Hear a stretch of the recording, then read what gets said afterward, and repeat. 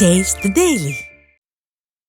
பணி நிரந்தரம் செய்யப்படும் வரை விடிய அரசுக்கு எதிராக போராட்டம் தொடரும் என பகுதி நேர ஆசிரியர்கள் எச்சரித்துள்ளனர். சென்னை டிபிஐ வளாகத்தின் முன்பாக பகுதி நேர ஆசிரியர்கள் கூட்டமைப்பினர் 7வது நாளாக போராட்டம் நடத்தினர். அப்போது 12,500 பகுதி நேர ஆசிரியர்களை பணி நிரந்தரம் செய்வதாக ஸ்டாலின் அளித்த வாக்குறுதியை நிறைவேற்ற கோரி கடந்த 4 ஆண்டு காலமாக போராட்டம் நடத்தி வருவதாகவும், தீய சக்தி அரசு தங்கள் கோரிக்கையை நிறைவேற்றாமல் அலட்சியம் செய்வதாகவும் அவர்கள் குற்றம் சாட்டினர். மேலும் ஸ்டாலின் அளித்த பொய்யான வாக்குறுதியை நம்பி தங்கள் வாழ்க்கையை தொலைந்துவிட்டதாகவும், கோரிக்கை நிறைவேறும் வரை போராட்டம் தொடரும் எனவும் எச்சரித்தனர்.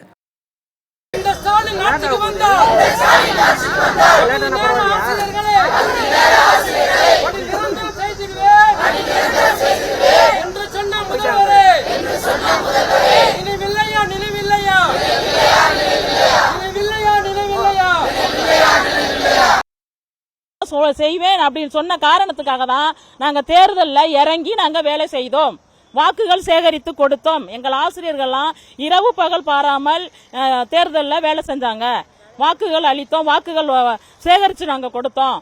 இன்னமும் நாங்கள் அந்த ஆட்சியில் எதிர்பார்க்கிறோம். எங்களுக்கு வாழ்க்கையில் விளக்கேற்றுவாங்க, விடியல் அரசுன்னு சொல்றாங்க. ஆனால் எங்கள் வாழ்க்கைக்கு விடியல் கொடுக்க மறந்துட்டாங்க.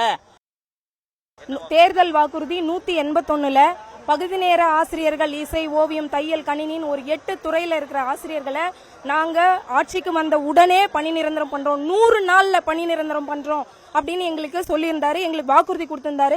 அந்த வாக்குறுதியை நம்பி நாங்கள் எல்லாரும், எங்களுடைய ஒட்டுமொத்த பகுதி நேர ஆசிரியர்களும் பகுதி நேர ஆசிரியர் குடும்பங்களும் வீடு வீடாக போய் அவங்களுக்காக ஓட்டு கேட்டு நாங்கள் முதல்வராக்கி இன்னைக்கு முதல்வராக உட்கார வச்சிருக்கோம். ஆனால் இன்னி வரைக்கும் இந்த 4 ஆண்டுகள் கடந்த நிலையிலையும் எங்களுக்கு எந்த ஒரு முன்னேற்றமுமே கிடையாது அப்படின்ற ஒரு சொல்ல ஒரு அதிகாரி கூட உச்சரிக்கல. உங்களுக்கு அது தருவோன்றதா அவர் சொல்லல. எங்களோட ஒரே ஒரு கோரிக்கை, ஒற்றை கோரிக்கை, பணி நிரந்தரம் மட்டுமே. 181 நிறைவேற்ற சொல்லி தான் நாங்க தொடர்ந்து போராடின்னு வரோம்.